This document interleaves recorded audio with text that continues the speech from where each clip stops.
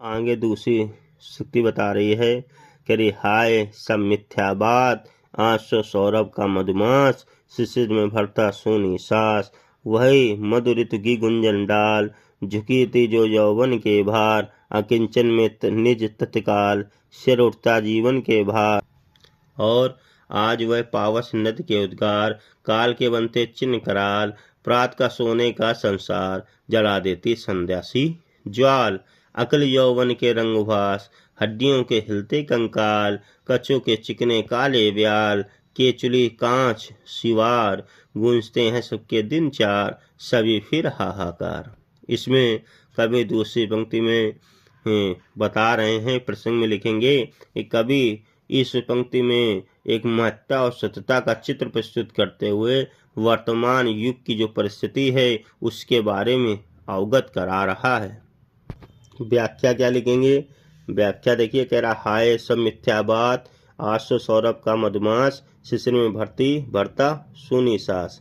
कहेंगे कभी प्रश्न करता है, क्या वह जो पुराना समय था, जो दृश्य दिखाया गया बताया गया, क्या वह सब झूठा है? आज की स्थिति देख करके विश्वास नहीं होता कि मनुष्य पहले इतना संतुष्ट और सुखी रहा होगा।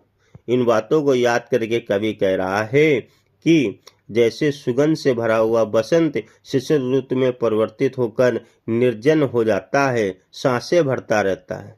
कहने का मतलब है कि जो बसंत के समान सुखी जीवन जीते हैं, शिशिर के समान सोने और दुख के जीवन में बदल जाते हैं। आगे कह रहा है, वही मधु ऋतु की गुंजन डाल, झुकी थी जो यौवन के भार। कह रहा है कि बसंत ऋतु में भ्रमण समूहों के जो वृक्ष की शाखाएं रहती हैं, वो नव जीवन को विकसित करके झुकी रहती हैं यौवन के कारण। कह रहा है, वही मधु ऋतु की गुंजित डाल, झुकी थी जो यौवन के भार। मधु ऋतु यानी सावन की बात कर रहा है। सावन ऋतु में फल होने कारण और हरे हरे पौधे होने कारण पौधे झुके से प्रतीत होते हैं। तो झुकना यानी जो यौवन होता है, युवावस्था में जो होती हैं बालिकाएं, वो झुक करके रहती हैं या विवाह के बाद बहुत सर झुका कर रहती है, उसको यौवन के बारे में यहाँ कवि ला रहा है कि जिस प्रकार से यौवन में वो झुके रहते हैं, ऐसे ही भार से भी झुकी हैं।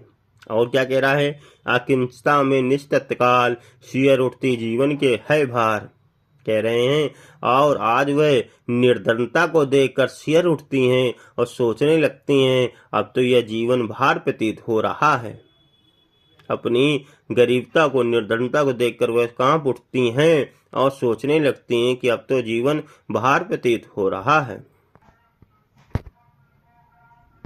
आगे पंडित जी बता रहे हैं कि आज पावस नद के उद्गार, काल के बनते चिन्ह करार, प्रात का सोने का संसार, जला देती संध्या सी ज्वाल।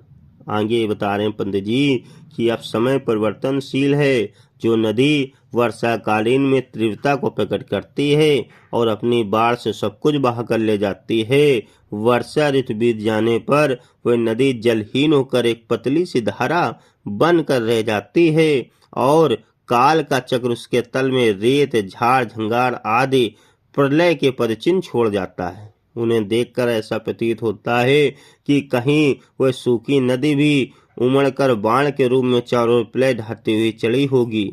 समय की परिवर्तनशीलता का और भी उदाहरण देते हुए कवि बता रहे हैं, जो सदैव सोने को, सुखों को दुखों में बदलता रहता है। जैसे प्रात होते ही सूर्य की स्वर्णिम किरणें भरकर पूरा संसार सुनहरा रूप धारण कर लेता है, किंतु दिन बीत जाने पर संध्या की ज्वाला उसे जलाकर भस्म कर देती है। यानी जो रोशनी थी, जो ज्यादा रोशनी सारा दिन प्रातःकालीन से लेकर संध्या तक रहती है, संध्या पर आने पर वो रोशनी खत्म हो जाती है।